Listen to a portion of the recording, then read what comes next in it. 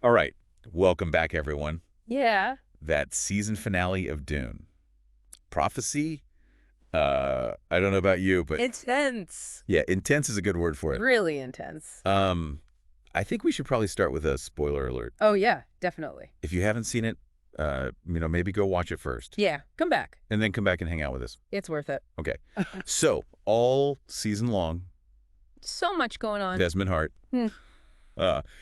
Uh, and those powers, what were they all about? Yeah, we were all wondering, was it like some genetic thing? Yeah, right. Like something he was born with. Magic. Yeah, magic, some people were saying. Something else. Something else. Yeah. Well, I think the finale really, really made it clear. Finally, we get the answer. I got the answer. That blue glow in his eye. It wasn't magic. It was technology. It was a thinking machine, like implanted after that sandworm attack. Oh, right. Remember? Way back when? Yep. Yeah. And all that. Remember, he always complained about the ringing in his ears. Oh, that's right. Yeah. When he was using his powers. Sounds like a pretty bad side effect. Definitely not something you want to sign up for. No. But I think the bigger question is, who did that? Who put that thing in his eye? Yeah. Who's responsible for this? They gave us some hints. They did. Pointing fingers at some familiar folks. Yeah. Could it be Omnius? Omnius. Wow. That'd be something. That rogue AI. Yeah. From the Butlerian Jihad. Yeah. I mean, it's possible. It's possible. I mean, they're all about pushing the boundaries of technology. Right. So are the Ixians? Maybe it's them. I'll be Ixian. Yeah, they could be trying to subtly undermine the Butlerian ban on thinking machines. Oh, that's an interesting thought. Yeah. And of course, we can't forget about the Bene Tlilax. Oh, the Tlaxu. Yeah, those masters of genetic manipulation. Always up to something shady going on. Always. And who knows what kind of experiments they have going on Right. in those labs. They're secret labs. This is what I love, though, about Dune. Prophecy. Even when they give you answers, they create even more mysteries. Yeah, it's true. Like, it just opens up more questions. That's like layers of the onion. It is. Yeah, you peel back one layer and there's a whole other one underneath. Exactly. It's great. And this mystery is just the beginning. Just the tip of the iceberg, really. This finale, like, threw so many things at us. So many questions. So many questions. Yeah. Like, what about Tula now? I mean, arrested by her own son. Yeah, talk about family drama. Oh, my goodness. That's intense. And that fear virus. It seems like that's going to be a big deal. Oh, yeah. And the power struggle with the Bene Gesserit. Yeah. Which is, I mean, talk about scary. The fear virus is scary. It's not just making people sick. Oh. It makes them doubt themselves. You doubt their leaders. Makes them afraid of their own leaders. It's psychological warfare. Yeah, serious psychological warfare. Makes you wonder, can the Bene Gesserit even survive? Yeah. With all this going on? Yeah, all this internal strife. Yeah. They're definitely at a turning point. I mean, they're facing threats. Yeah. From outside. And inside. And within. And speaking of internal threats. Yeah, let's talk about Valia Harkonnen. Valia. We knew she was ambitious. Oh, yeah. But this episode showed us how ruthless she's become. She went there. Those flashbacks. Oh, man. Dorothea. Chilling. Seeing her use the voice like that to manipulate those sisters. To force them to commit suicide. Oh, that was dark. So dark. And remember how she treated Natalia. Yeah. Sending her off to assassinate Francesca. I mean, come on. Like, she is playing a dangerous game. A very dangerous game. And it really makes you wonder, does she really believe that she's doing what's best for humanity? Right. Or is this all about power for her? Yeah. We've seen how wanting to do good can twist even the best people. You're absolutely right. Yeah. And I think Tula's starting to see that. Yeah. About Valia. Mm-hmm. I mean, that scene where she uses the voice to stop Valia from killing Desmond. Yeah. Powerful. Tula's changed so much this season. She has. She's gone from a follower to a protector. Yeah. I mean, think back to that flashback where she sends baby Desmond away. Oh, yeah. Heartbreaking.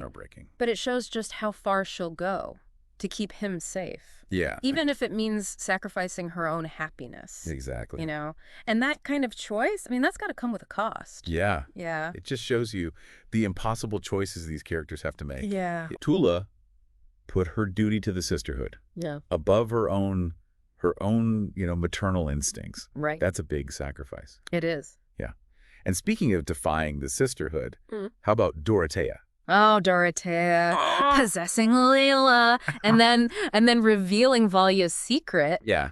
to the other sisters. That's a power move. Total power move. Talk about shaking things up. Yeah, it looks like Valya's hold on the sisterhood Yeah. is starting to weaken. It is. It is. Dorothea's back. Yeah, and she represents a more traditional faction Right. within the Bene Gesserit, Yeah. one that's wary of technology Uh-huh. and manipulation. Right, And right. her influence is growing. Yeah.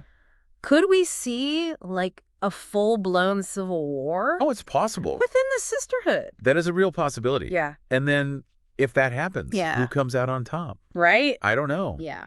It's going to be interesting to see how this plays out. It is. And it also makes you wonder, like, if they're so busy fighting each other, Yes. who's going to protect humanity from the bigger threats? Right. The bigger threats. I would think. Remember those shadowy figures Yeah. from those earlier episodes? The ones who attacked the Emperor's ship, Yes. they're still out there. Still out there. And they've got their own agenda. They do. Yeah.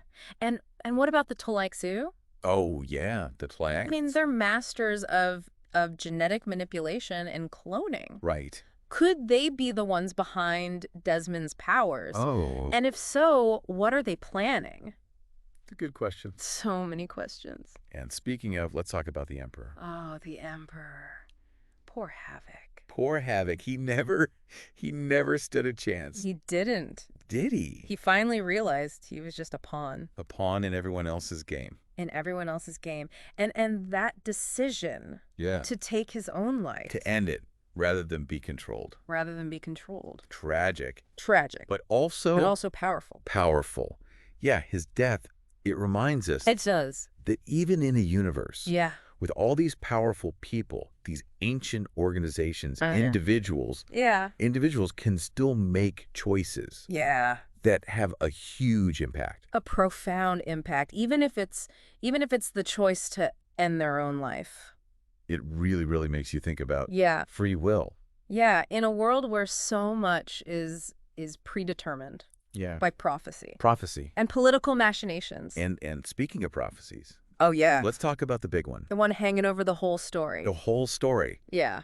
The season ends with Valya, Yenez, Yeah. and Kieran Right. arriving on Arrakis, Arrakis. ready to face, well, we don't know who. We don't know who or what yet. Or what yet. Yeah.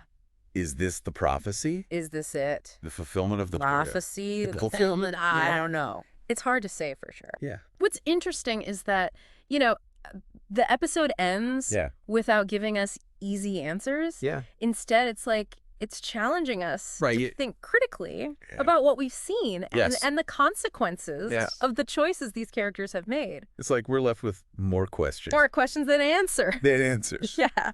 Who's the mysterious figure pulling Desmond's strings? Right. What's going to happen to Tula now that she's defied the sisterhood? Yeah. What about the future of the Bene Gesserit now that they're all fractured? Yeah, all these questions. And what about these three on Arrakis? Oh, yeah. They're walking into a dangerous situation. They are.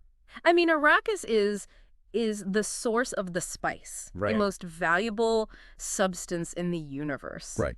It attracts all sorts of unsavory characters. Yeah, and they're going to need more than just ambition and political maneuvering Yeah. to survive out there. They're going to need to understand Arrakis. Yeah. Its people. Yeah. And its secrets. And they're going to have to be very careful not to underestimate their enemies. Yeah. Because remember, there are forces at work. there are forces at work here. Much older and more powerful. They're much older and more powerful They can imagine. than any of them can imagine. Yeah. Yeah. Yeah, it's kind of like walking into a lion's den with a handful of raw meat. Yeah. They're going to attract some attention. Not the good kind. No. It's a good thing they've got Kieran with them. Right. Right. I mean, he spent years on Arrakis Yeah. studying the Freemen, Their ways. their ways. Yeah. He might be their only hope Yeah. of navigating that crazy, treacherous landscape. Yeah. But let's be real. Yeah. Kieran's got his own issues. Yeah, he's got that chip on his shoulder about his father. The Emperor. Yeah, the Emperor. And he's not exactly happy to be working with Valya. Yeah, he's a fascinating character. He is.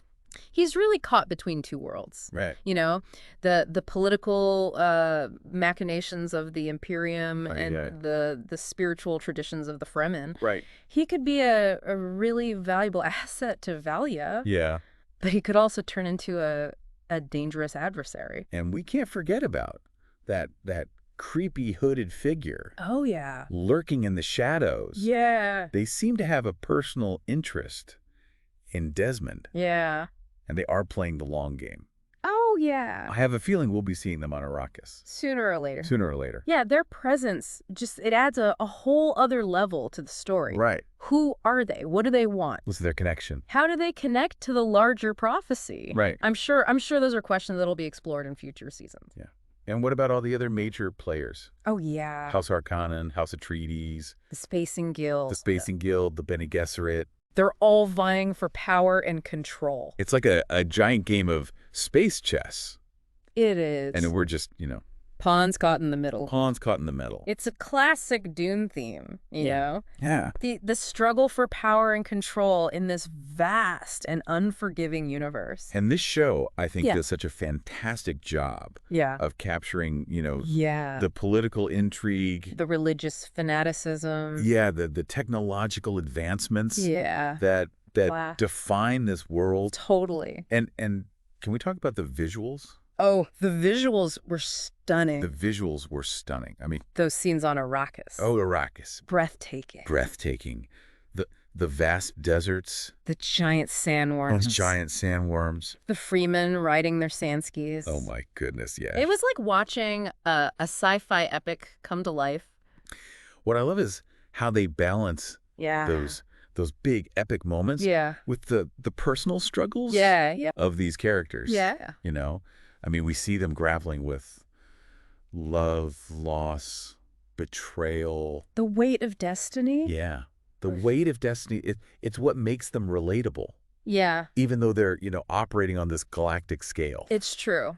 And, the show's not afraid to tackle some really complex issues. Oh, yeah. The Bene Gesserit with their breeding programs and genetic manipulation. Yeah.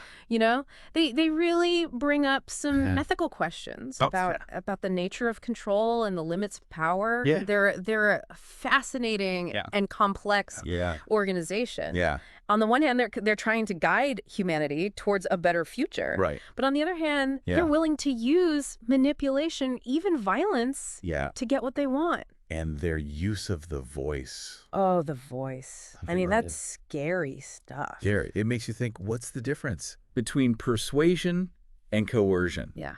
Where do you draw the line? It's a question that's relevant to our world, too. Oh, yeah.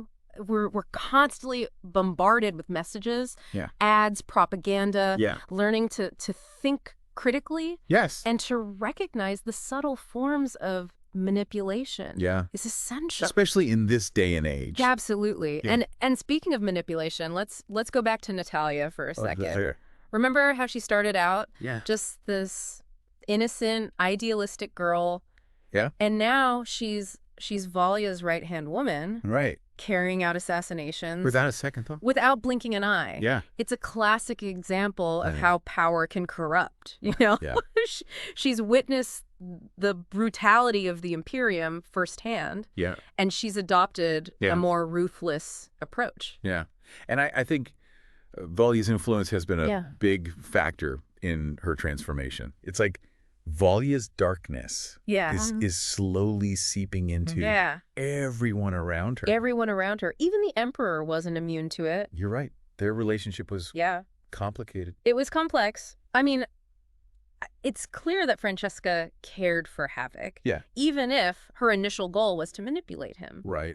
And the Emperor, despite being a pawn in the Sisterhood's game, he seemed to find some genuine happiness with her. I think their love story was a nice contrast to all the political maneuvering and the backstabbing. It reminded us that even in this universe filled with darkness, there's still room for love and compassion.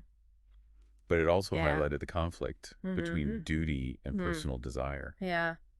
Francesca was torn between her loyalty to the Sisterhood and her love for havoc. Right. And ultimately, her choice cost her her life. Her death was a stark reminder that in this universe, power and control reigns supreme. Reigns supreme. Even love is a weapon. Yeah. To be wielded, manipulated, and ultimately discarded.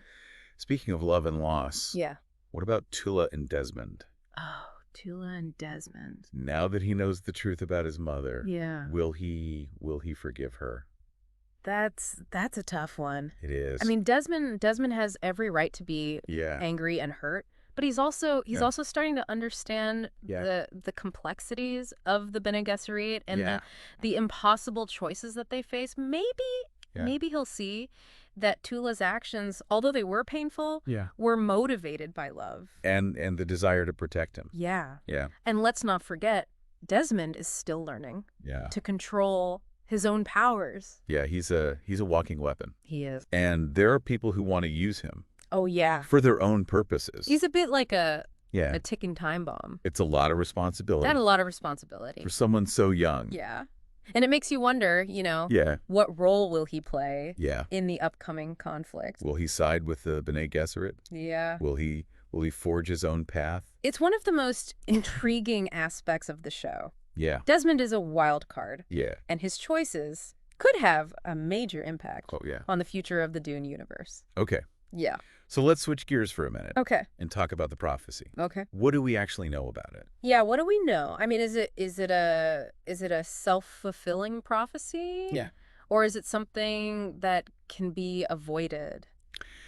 I mean, it's shrouded in mystery. Yeah. But we know that it involves a chosen one who will bring balance to the universe. But who is this chosen one? And what does balance actually mean in this context? Is it Desmond? Yeah. Or is there someone else out there who's destined to fulfill this prophecy? Right.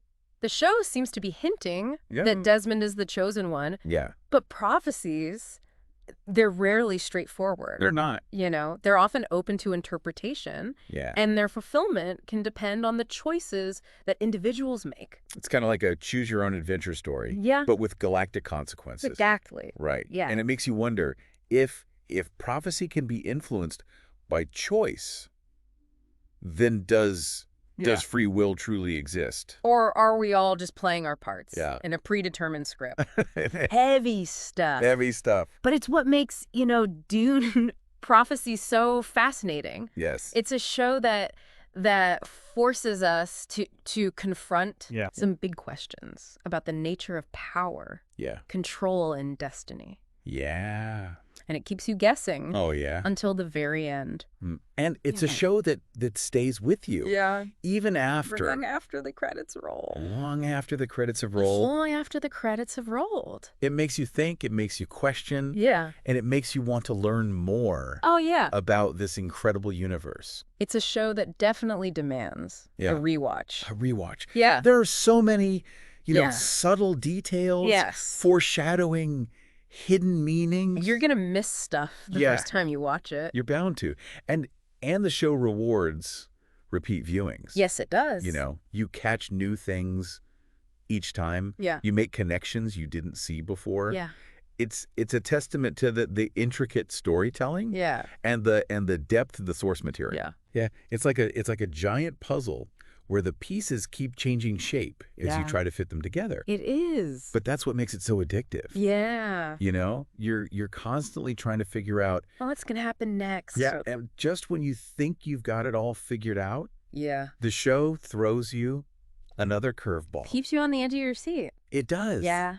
And it challenges you to think critically about the characters, their motivations, and the forces that shape their destinies.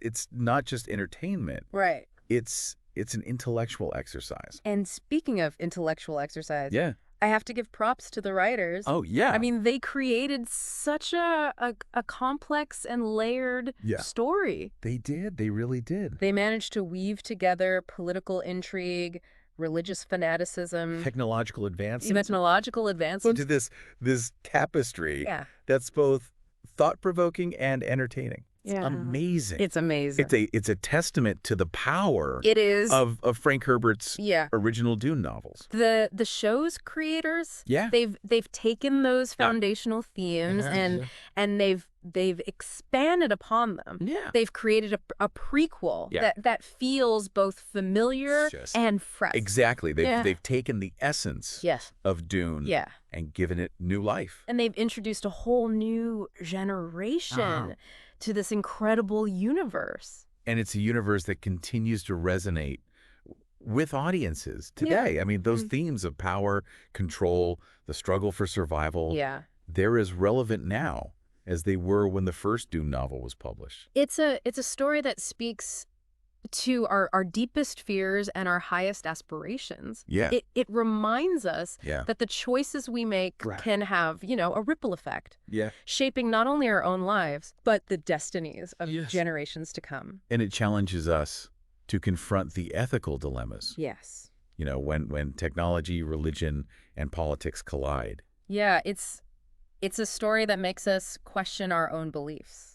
Our values, our role in shaping the future. And ultimately, it's a story about hope. It is. Even in a universe filled with darkness and despair, there are those who fight for a better tomorrow. Right. There are those who believe that humanity can overcome its challenges and reach its full potential. It's a message that's particularly relevant in our own times. Yeah. I mean, we're facing unprecedented challenges. Climate change, political polarization, technological disruption. But Dune, prophecy reminds us that even in the face of adversity, we have the power to choose our own path. To make a difference. And to create a future worthy of our dreams. Yeah. As we wrap up this deep dive into Dune prophecy, we want to leave you with one final thought. Keep exploring. Keep exploring. Keep questioning. Keep questioning. And keep dreaming.